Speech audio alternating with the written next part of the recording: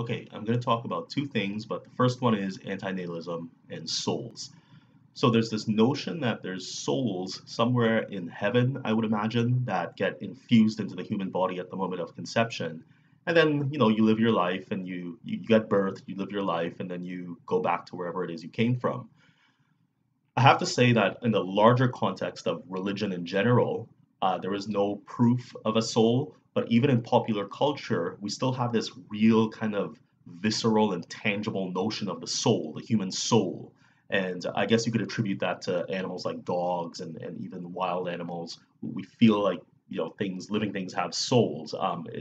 In some religious views, like say animism, for instance, there could be souls and everything.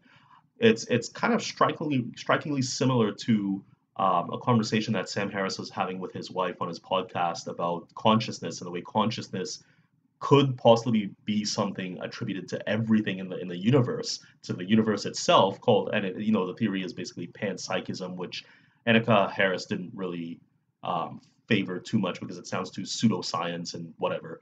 But I'm still saying at this point we have no proof of any of that existing, like no souls, no consciousnesses before conception or before birth. Um, there's no proof of any of this. But even if there were, say, I'm kind of shifting the mood to antinatalism here, but say there were souls waiting to be born, how do we account for birth control and abortions and all these practices that a lot of people, I'm not saying everyone, but a lot of people think are human rights, basically, contraception and birth control and abortion. Uh, a lot of people consider those things human rights. But I mean, in essence, and I've said this times before, um, that would be denying those souls the right to existence.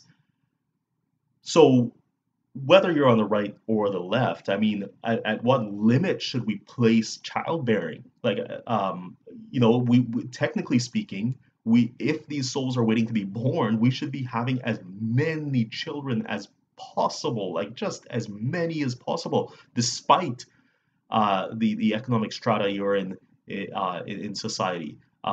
Despite your mental and physical well-being, because these souls want to be born and they want, and when they're born we all know that it's a life worth living, right? I mean, I'm being sarcastic, but I mean we all know that every life being lived is a life worth living, which, as if you're familiar with David Benatar, you know that that's a fuzzy thing to say.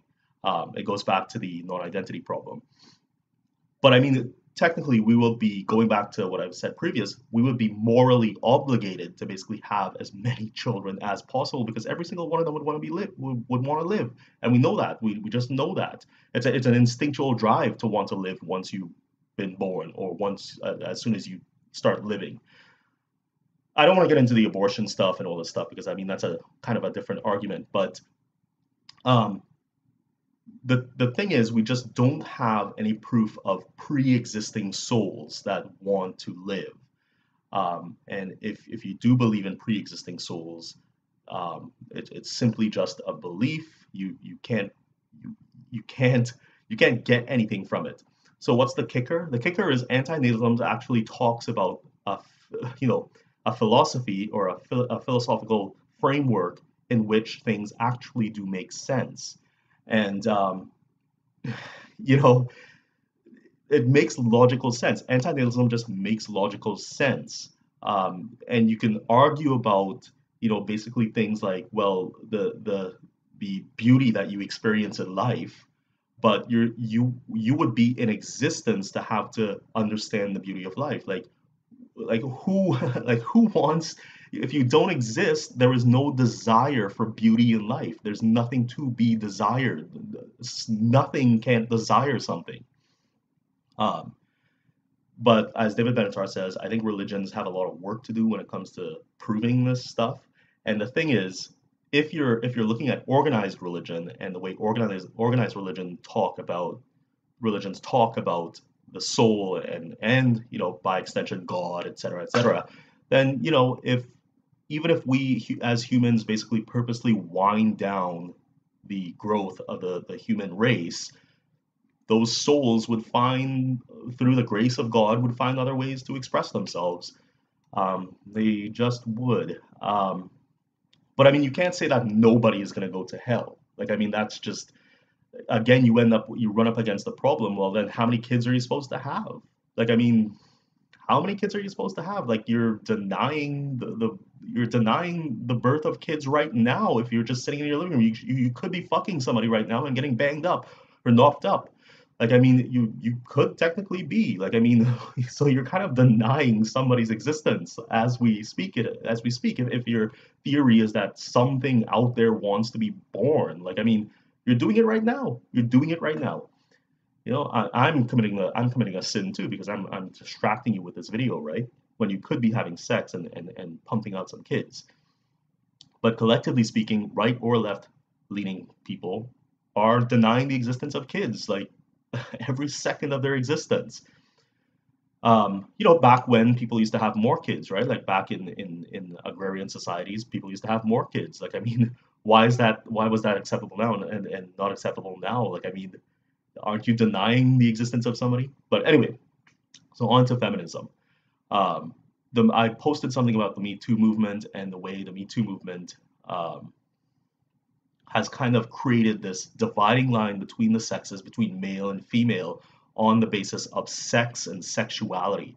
Sex and sexuality have become this contentious subject, while it's something that just arises naturally out of our big impulses.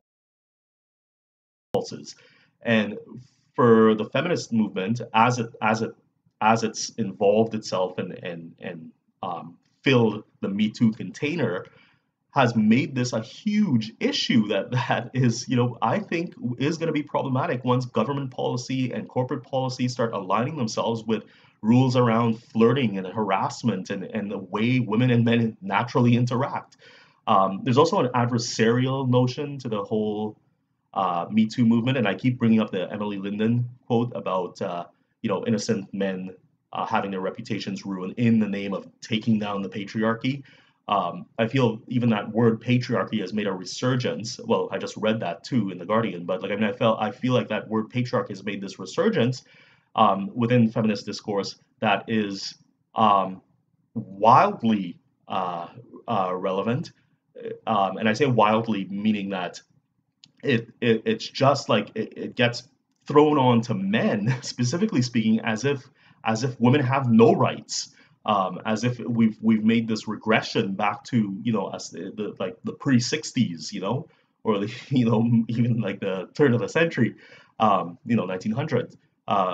So I mean, yeah, it's just become like this. I don't want to say competitive, but everybody competes, right? I mean, women compete with women, men compete with men compete with women. But I'm saying this line is being drawn in this cutthroat way between men and women based on sex and sexuality. And look, I'm celibate, so you know, it's not like I'm this huge sex freak or anything like that. But I do see how that line is just being, you know, drawn and made into the battleground.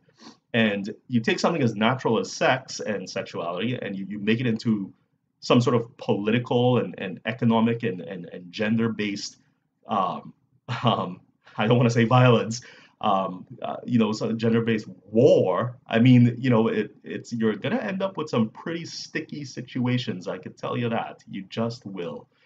But you know, I'm like, you know, I recently read an article by Sky Gilbert, who was the co-founder of Buddies and Bad Times Theater, the largest gay theater in the world. Um, and he was talking about speaking to one of his actor friends and how they wanted a scene in the movie of a fat woman having rough sex with a man, but the producers or the directors decided that the scene was not going to happen because in the Me Too era that would be too much for the audience to handle. And I feel like that's kind of emblematic of the way sex is how the Me Too movement is trying to erase sex.